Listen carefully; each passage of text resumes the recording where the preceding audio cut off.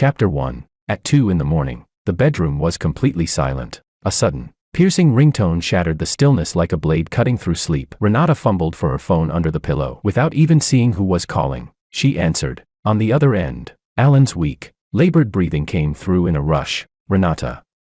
I think I've got a fever. I'm burning up. There's no one here with me. Renata snapped, fully awake. She threw the blanket off and rushed out of bed, hastily searching for clothes. Don't panic. I'm coming right now. With a sharp click, the bedside lamp turned on. Gerald had already woken up at some point, leaning against the headboard. His gaze was clear and alert. Without the fog of sleep, he watched Renata pulling a sweater over herself and asked in a low, cold voice, "Where are you going?" "My second brother has a fever and no one's with him. I'm going to check on him," Renata said quickly while fastening her buttons. Since their mother had only 2 sisters, Renata had grown up calling her 2 cousins the eldest brother and second brother. "Renata, are you out of your mind?" Gerald's voice suddenly rose, sharp and unquestionable. "It's 2 in the morning. What exactly can you do about a fever? Are you a doctor or a nurse? He's not your only relative. Why would you, a woman, go alone to a grown man's house in the middle of the night? How are you guaranteeing your safety? Instead of this, why aren't you calling an ambulance?"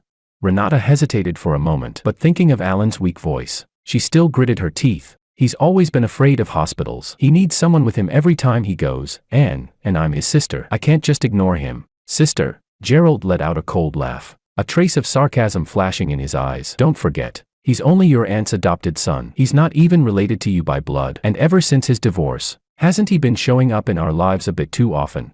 Renata froze. She knew exactly what Gerald was implying. That unresolved ambiguity from their youth had once been cut off by her. But after Alan's divorce, the subtle, lingering contact had indeed made Gerald uncomfortable. "I don't want to argue with you right now," Renata said, grabbing her bag. Her tone softened, but her resolve didn't. "I'll take care of him and come back. Then we can talk properly. All right." She turned toward the door. The moment her hand touched the doorknob, a gust of wind followed behind her. Gerald strode forward, jumped out of bed in a few steps, and slammed the door shut with a loud bang. One hand pressed against the door, trapping Renata between it and his broad chest. "I said you are not going." Renata flinched at his presence and took half a step back, her eyes instantly reddening. "Gerald, is this really necessary? This is a matter of life and death." "Life and death?" Gerald let out a sharp, incredulous laugh. "He calls and says he has a fever and suddenly it becomes life and death to you. You can diagnose over the phone now." "Renata, I had no idea you had the talent of a miracle doctor. If you don't trust me, then come with me." Renata's voice also rose in frustration. "Gerald, we've been married for so many years. Don't you trust me at all?" "I don't trust him," Gerald said immediately. "In the past few months since his divorce, how many ambiguous messages has he sent you? How many times has he called? How many times has he come to our house, asked to see you alone? You're an adult. Don't tell me you can't see what he's thinking. What he thinks is his problem. Which time did I not show you his messages or calls? Which time didn't I make things clear right away?" Renata met his gaze without backing down, like an irritated little cat with its fur standing on end. "When he came to our house, I never opened the door when you weren't home. The surveillance at the entrance can prove it. When he looked for me, I never went out alone with him. You were always there. But no matter how wrong he is still someone I grew up with. He is my aunt's son. I can't just ignore him if he might be in danger." Gerald took a deep breath. "Renata, listen carefully," he said word by word. "If you dare to step out of this door tonight, it's over between us, and you know I mean it." Renata's expression softened. Her lips trembled slightly as if she wanted to say something, but no words came out. Chapter 2. The phone rang again. This time, it was a WeChat notification. Gerald took the phone and opened the voice message. Renata's second cousin's weak, barely alive voice came through the speaker. "Renata, have you left yet? Gerald isn't upset with you, right? I think I was delirious from the fever just now. My mom went traveling with my brother, so I had no one to call and ended up bothering you. If he minds, then don't come. It's really nothing. I'm used to this since I was a kid anyway." The message ended with a series of weak coughs. Gerald's fists clenched, then slowly relaxed. He took out his own phone and, in front of Renata, called for an ambulance, reporting Alan's symptoms, address, and phone number. Then he dialed another number and put it on speaker. The call was picked up quickly. "Gerald," came the voice of the eldest cousin, Boris. He and Renata's aunt were abroad, and it was daytime there. Gerald spoke calmly. "Boris, Alan just called Renata saying he has a fever and might not be stable. She got a bit confused and insisted on going over in the middle of the night, which isn't safe or appropriate. I've already called an ambulance. Please let Aunt know as well. We'll take him to the hospital first thing tomorrow morning. Keep us updated if anything changes." Renata could clearly hear Boris sharply inhaling on the other end of the line. I know about it. Boris said it as if he were speaking through clenched teeth. Gerald. Thank you. Tell Renata that our family is still here. She doesn't need to act alone. I'll book a flight right away and arrive at the latest the day after tomorrow. The call ended. Gerald looked at Renata. Are you still going?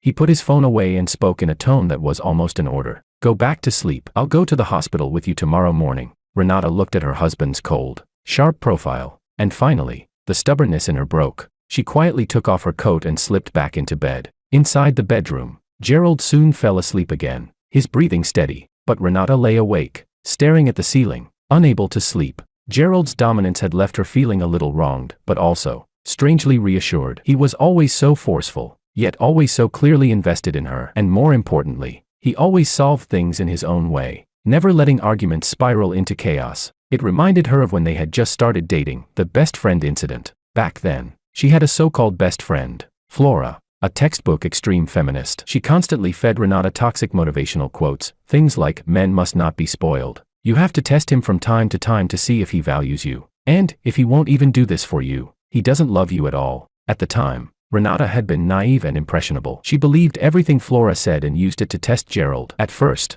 Gerald patiently coaxed her through it all, until that day. Renata had been watching a movie with Gerald when Flora suddenly sent her a long voice message. Renata, today is the start of autumn. Did you get your first milk tea of autumn? This is how you test whether a man loves you. Don't say anything, just see if he takes the initiative to buy it for you. If he doesn't, it means he doesn't love you enough.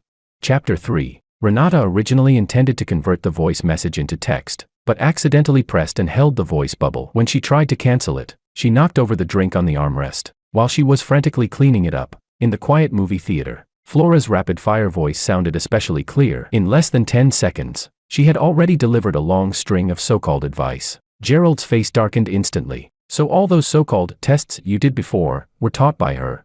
She was just trying to help me. Her boyfriend must be very obedient then. They must have a very deep relationship, right?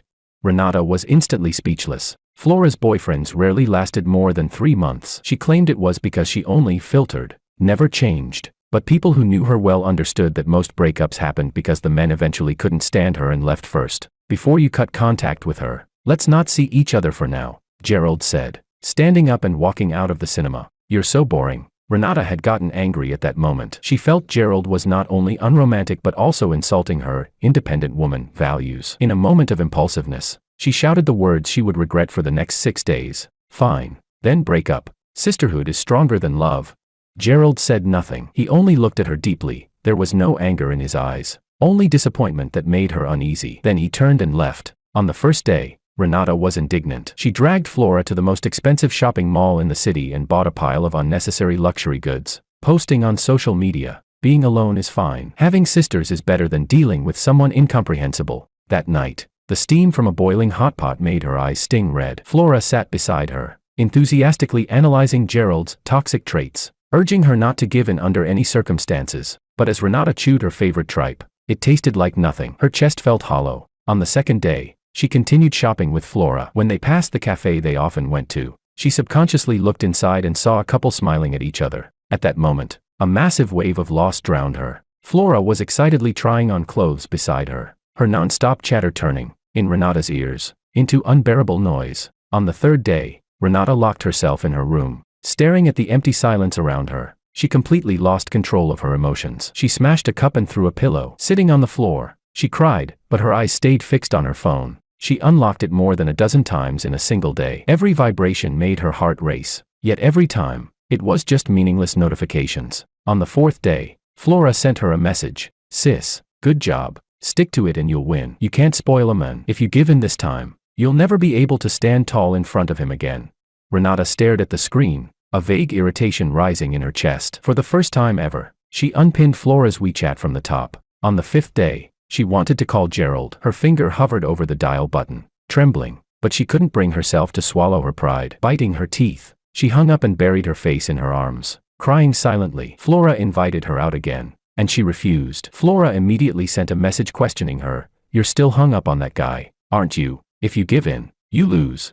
Renata didn't reply. She just stared quietly at the darkening sky outside the window, feeling a certain fortress inside her slowly collapsing. Until the sixth day, Flora sent another long message. telling her that a man like Gerald wasn't worth keeping, that men like him were everywhere, and that she would help Renata find someone better. Renata looked at those words and only felt irony. She casually opened Flora's social media, wanting to see what this so-called independent woman was preaching today. What came into view was an intimate couple photo. Chapter 4. In the photo, Flora was leaning into the arms of a stranger, laughing wildly. On her wrist was a brand new luxury watch, clearly a gift from the man. The caption under the post read, "Love conquers everything. Thank you, darling. I love anything you give me." In that instant, Renata felt as if she had been slapped hard across the face. Her cheek burned. So this was the so-called best friend who told her, "Don't spoil men. Be strong." And sisterhood above everything. This was the life mentor who said, "There are plenty of men in the world." It turned out that those so-called toxic motivational quotes were nothing more than tools she used to filter backup options and manipulate others. Maybe she encouraged Renata to break up simply to eliminate competition, or just to enjoy the spectacle. Renata's finger hovered over the screen for a long time. Then she decisively tapped on Flora's profile. Block. Delete. With that sequence of actions, all illusions about toxic motivational quotes, along with that fake, good sister, were completely thrown into the trash. The room fell back into dead silence. Renata looked around. This apartment was rented by Gerald. Every corner carried traces of him. The cushions on the sofa were chosen by him. The curtains were hung by him. Even the coffee table, already shattered, had been picked by him because its rounded edges were safer for her. "What am I even doing?" Renata murmured. Tears welled up again. But this time they were not from grievance, they were from regret. On the morning of the 7th day, Renata got out of bed with swollen, red eyes. She looked at her haggard reflection in the mirror and took a deep breath. She picked up her phone, her fingers trembling as she typed in a number she knew by heart. Gerald's number had long been memorized, erased or not. She could recall it perfectly. A familiar ringtone pierced through the thick security door, clearly echoing from outside. Renata froze. She knew that ringtone too well. It was the special tone Gerald had set just for her, "Meeting you." She didn't even bother putting on shoes. She ran barefoot to the door and yanked it open. Outside, Gerald was holding his phone. He wore a simple white shirt with his sleeves rolled up. His eyes were red, as if he hadn't slept for days. Yet his gaze remained deep and steady. Their eyes met. The air seemed to freeze. "Gerald," Renata's voice cracked, breaking into a sob that got stuck in her throat. Gerald glanced at her bare feet. His brows tightened slightly. Then he let out a soft sigh and put his phone back into his pocket. "How come you're not wearing shoes?" Those few simple words completely shattered Renata's emotional defenses. She burst into tears and tried to throw herself into his arms, but stopped at the very last moment, looking at him timidly. You didn't block me. If I had blocked you, would you still have come looking for me?" Gerald's voice carried no discernible emotion. "I would. I did." Renata quickly confessed. "I blocked Flora. I know I was wrong. I shouldn't have listened to her. I shouldn't have been so pretentious." Gerald raised his hand slightly, gently cutting her off. "Let's go inside and talk." Only then did Renata realize that Gerald had no intention of entering her apartment. Instead, he stepped aside and pointed to the door across the hallway. The long vacant unit opposite her place was actually open. "I've been staying there these past few days," Gerald said calmly. Chapter 5. Renata was so shocked she couldn't speak. It turned out that for the past 7 days, he had been staying in a place less than 10 meters away from her. Every time she cried facing the wall, every time she stared blankly at her phone, he knew. Walking into the apartment opposite, Renata found it was sparsely furnished, just a bed, a table, and cigarette butts scattered across the floor. Gerald closed the door and turned to look at her. "Renata, I'm not going to wait forever for this Cold War to end," he said calmly, but with an undeniable weight in his voice. "I'll give you 1 month. Within this month, if you come to me first, we can still talk. If you don't, I'll call you myself. But if by then you still haven't changed your mind, then we really will break up." Renata lowered her head like a child who had done something wrong. "I understand." Gerald walked over, took her hand, and led her to sit on the sofa. Then he knelt in front of her so that their eyes were level. "Renata, what do you think love, or marriage, is like?" Renata shook her head, looking at him through tearful eyes. "I think it's like farming," Gerald said seriously. "Crops need watering, fertilizing, and pest control. That's like two people maintaining a relationship, working on it, compromising, tolerating each other. But it all starts with the seed." He paused, his tone turning more solemn. "Only truly good seeds can grow into a good harvest. If the seed itself is bad or immature, then no matter how much fertilizer or water you give it, what grows in the end will only be weeds, or even poisonous plants. And at that stage, whether the seed is good or bad can only be decided by the seed itself. No one can replace it, and no environment can change its nature." Renata looked at him, still half understanding, and sniffled. "Then what do you think I am?" Gerald looked at her red, swollen eyes. at her trembling shoulders from fear of loss. The sharpness in his gaze softened at last. He reached out and gently wiped away her tears. "At least for now," he said in a low, gentle voice. "You're still a good seed. You've just been distracted by too many weeds outside, almost forgetting how to grow." Renata's tears came again. This time, she didn't hesitate. She threw herself into Gerald's arms and held him tightly. "I'll grow.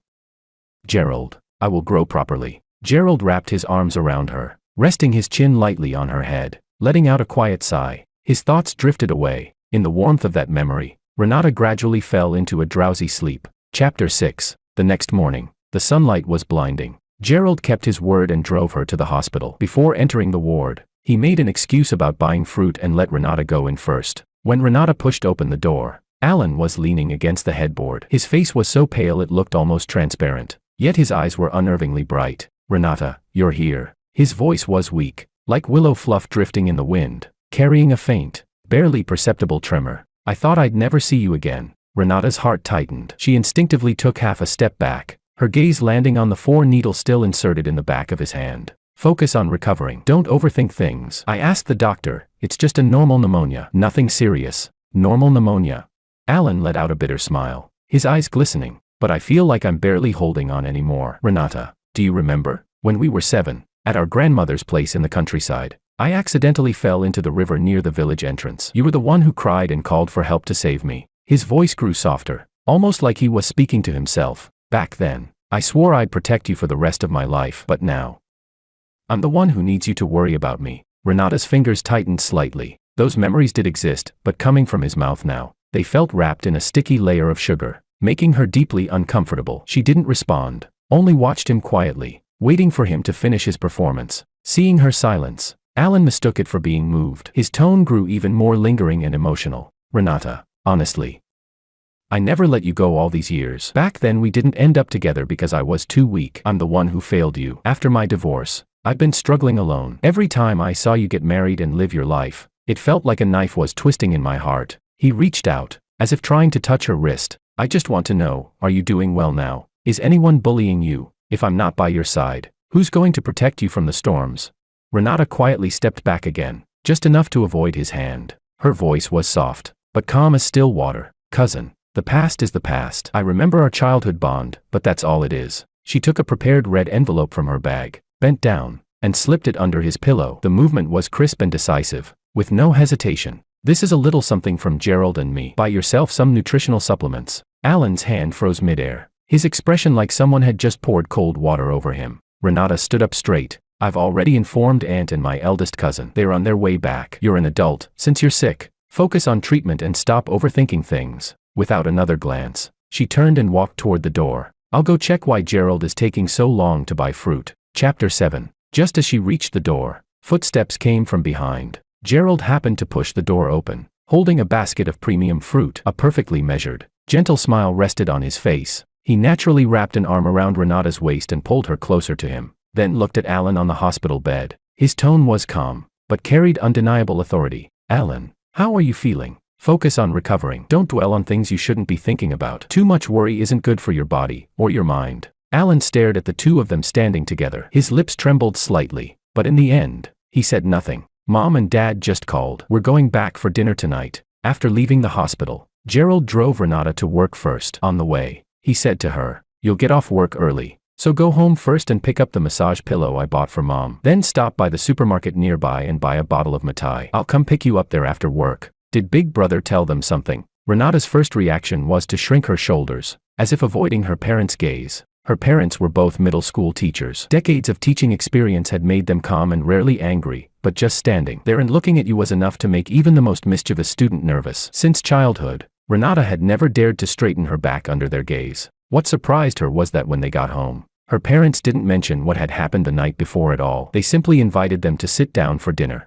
The atmosphere at the table was warm and familiar. Renata's father drank the Matai Gerald brought, while Gerald, as the driver, drank juice instead. Renata's mother, as usual, chatted about neighborhood gossip. One topic led to another, and soon she was talking about which family had a new grandson, then naturally shifted to Gerald and Renata. She asked whether Renata was preparing for pregnancy and when they planned to have children. Everything looked exactly like any ordinary family dinner, until after the meal, when her mother pulled Renata into the bedroom. "Speak." Her mother only said one word, yet it carried far more pressure than any threat or lecture. Under her mother's calm but piercing gaze, Renata finally recounted everything that had happened the night before, word for word. Her mother sat on the edge of the bed and listened without interrupting. When Renata finished, she didn't get angry. Instead, she let out a long sigh. She reached out and gently brushed the stray hair beside Renata's ear, her tone carrying a trace of frustration mixed with concern. Renata, you're usually quite smart. How do you get so muddled when it comes to things like this?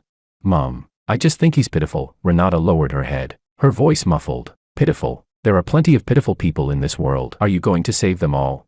Her mother's voice suddenly rose, then quickly settled back down. Renata, cheating isn't the only way to wrong your husband. In marriage, if you constantly put someone else's feelings above your partner's, if you ignore his dignity and worries for another person, that's also a kind of harm. She spoke slowly, each word deliberate. Renata, I've been teaching for 30 years. I've seen too many confused people and messy situations. The biggest problem in marriage is not knowing your place. Last night, you argued with your husband in the middle of the night over an outsider. That's exactly what I mean by not knowing your place. Chapter 8. Renata suddenly looked up, her eyes already red. I didn't put him above you. Gerald is my husband. He's always the most important person to me. Mom, you don't understand. I worked until midnight last night. I was half asleep when I picked up the call. I didn't even think straight, and there's also the childhood connection. Can childhood connections be eaten as food? Her mother cut in, her expression turning stern. Think about it. At 2 in the morning, a divorced adult man calls his married cousin saying he has a fever. That alone isn't normal. And your husband stopped you from going out in the middle of the night. Was that really to control you? He was worried you'd suffer. Worried about your health from staying up so late. Her mother paused, then took Renata's hand. Her palm was warm and firm. What matters most in life is recognizing who you're truly going to spend it with. Gerald is your lawful husband, the one who will stay with you through everything. What is Alan? Just a relative you should keep your distance from. You hurt the feelings of someone who truly loves you just for a boundaryless relative. Was it worth it? Renata's tears fell one after another. Her mother's words struck her like a heavy hammer to the chest. I didn't.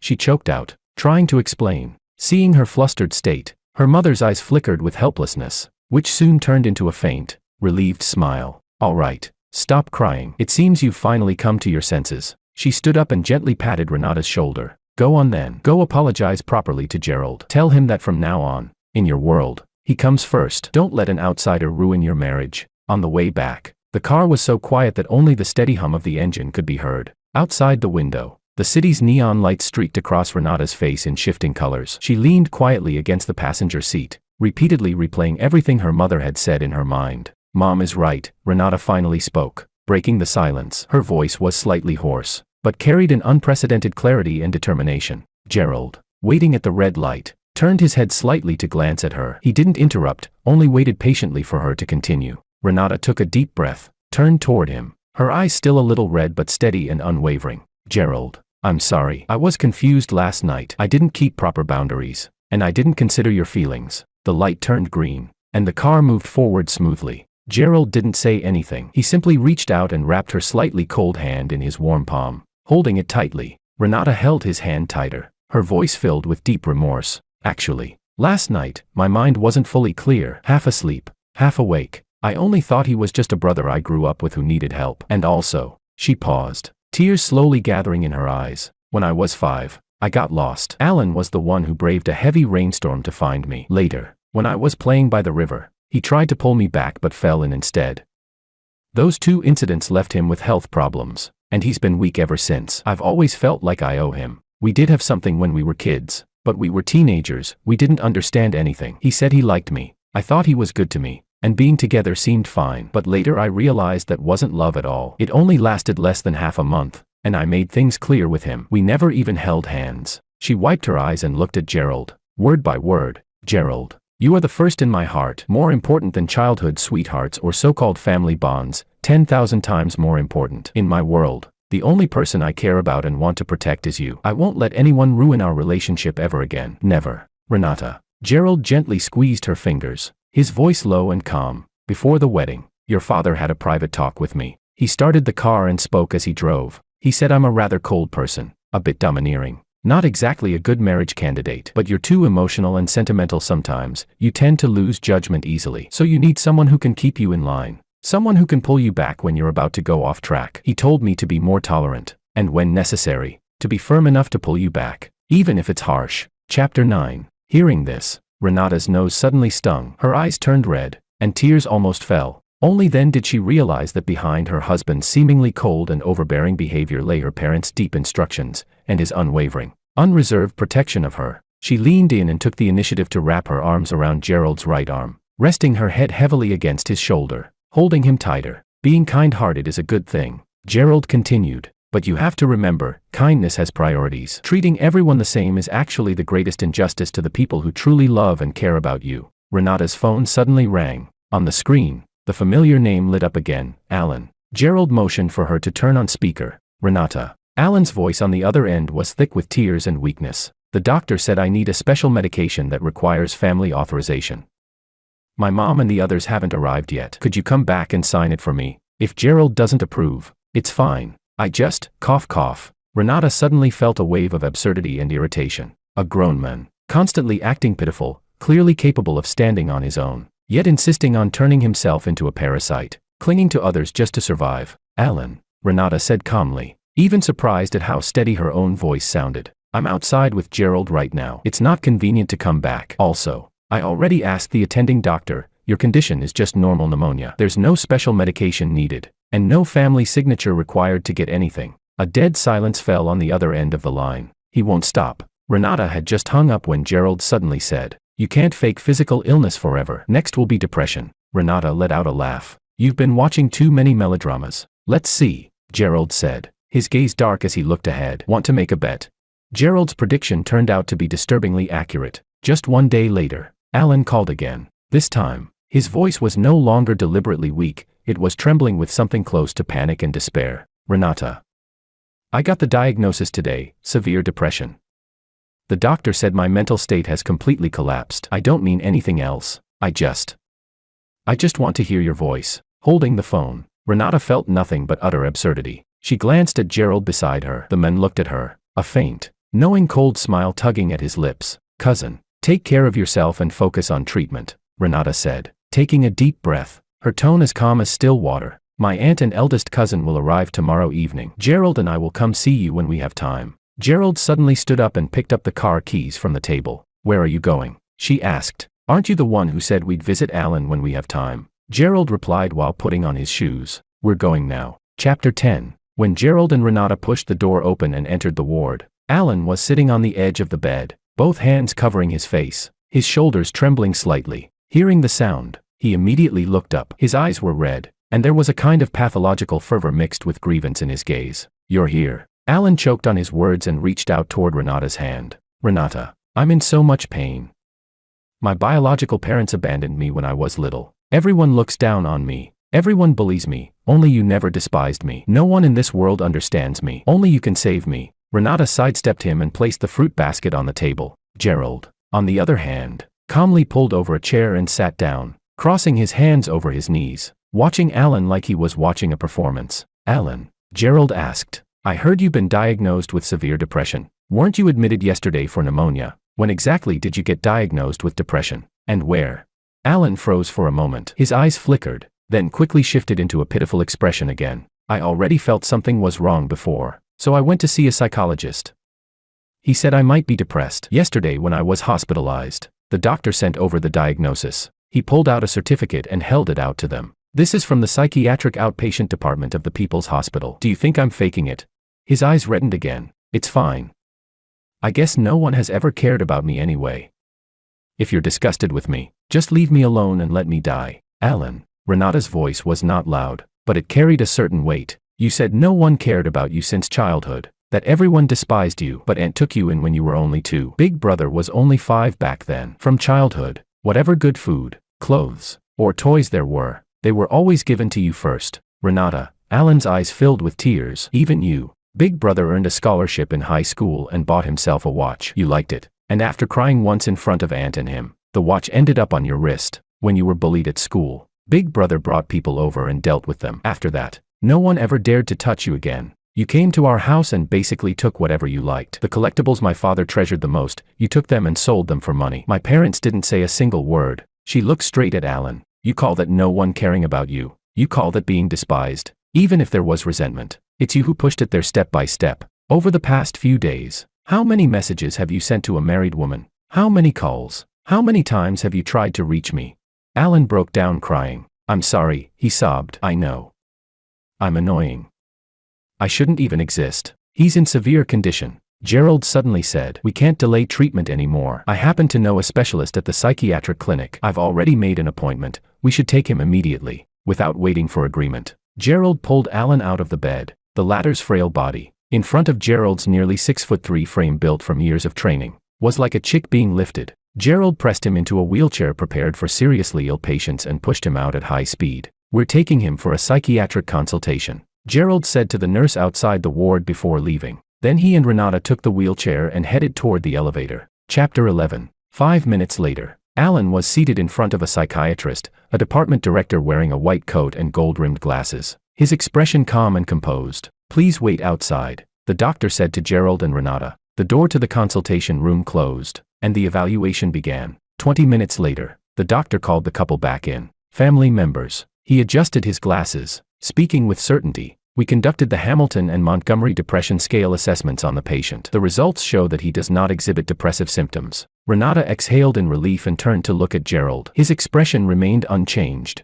as if he had already expected this outcome. The patient shows signs of a certain level of histrionic personality traits, the doctor continued. He tends to exaggerate illness or place himself in tragic situations to gain attention. However, it is not severe. More often, it is used as a tool to pressure others into compromising and achieving his goals. Seeing Renata still look somewhat confused, Gerald simply translated for her. In plain terms, what people usually call a drama queen, a manipulative attention seeker. The doctor neither agreed nor disagreed with this phrasing, and simply explained a few precautions before calling in the next patient. How much did you pay for this diagnosis? Renata asked coldly after returning to the ward, throwing the so-called depression report in front of Alan. The hospital seal doesn't even have the correct name. Do you really think everyone here is an idiot?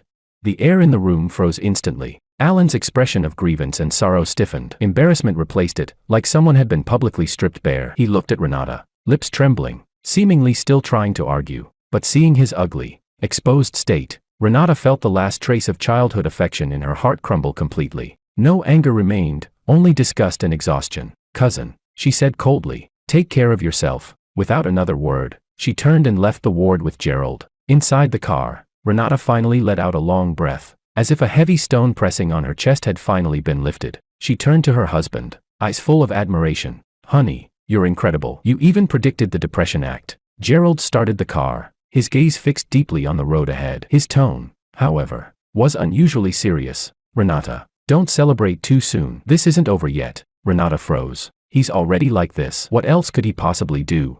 According to the classic Green Tea Man playbook, cry, make a scene, then threaten suicide. The illness was the cry, depression was the scene, and next comes the third step, the suicide attempt. Gerald glanced at her. I'm guessing the next call won't come from the riverside, it'll be from a rooftop. Renata couldn't help laughing and lightly punched his arm. You're so mean. Now you're cursing him onto rooftops.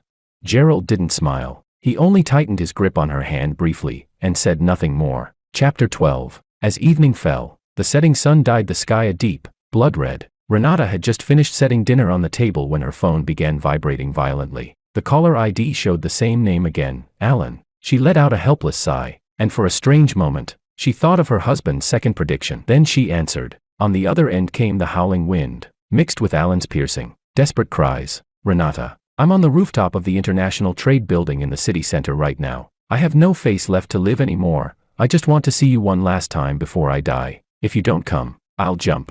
Life was at stake. Renata's face turned pale instantly. She looked at Gerald, her voice trembling. Gerald, he's really on a rooftop. Gerald's eyes turned cold in an instant. He said nothing, only silently followed her downstairs. At the rooftop of the International Trade Building in the city center, the wind howled violently. When Renata and Gerald arrived, the area had already been sealed off by police tape. Several firefighters were carefully trying to approach the figure standing at the edge. Alan stood with his back to the ground below, less than a meter from the edge. His hair was whipped into chaos by the wind. Tears streaked down his face, and he was screaming at the top of his lungs. Renata, you're finally here. Look at me. Don't come any closer. No one come closer. Seeing Renata appear, Alan became even more agitated. He pointed behind him like a tragic male lead in a melodrama. This world is filthy. Only you are clean. Even you despise me now. So what's the point of me living? I'll die for you to see. The surrounding police and firefighters exchanged uneasy glances. No one dared to move forward. In situations like this, any stimulus could push him over the edge. Renata looked at the men she once knew, now completely unrecognizable, and felt a wave of nausea rise in her stomach. She took a deep breath, preparing to speak in accordance with the police's instructions to calm him down. But Gerald suddenly moved, ignoring the officers trying to stop him. He stepped over the police line and walked straight toward Alan. "Gerald, what are you doing? It's dangerous," Renata cried out, her heart jumping into her throat. "Renata." Seeing Gerald approach, Alan's eyes flickered with panic, but it was quickly replaced by a twisted excitement. "You still can't bear to see me die, right? I'm the most important person in your heart. Only I would die for you." Gerald stopped less than 2 meters away from him. He stared at Alan coldly, his eyes filled with nothing but bottomless disgust and restrained rage. "Alan, are you trying to compete with me over how deeply I love my wife?"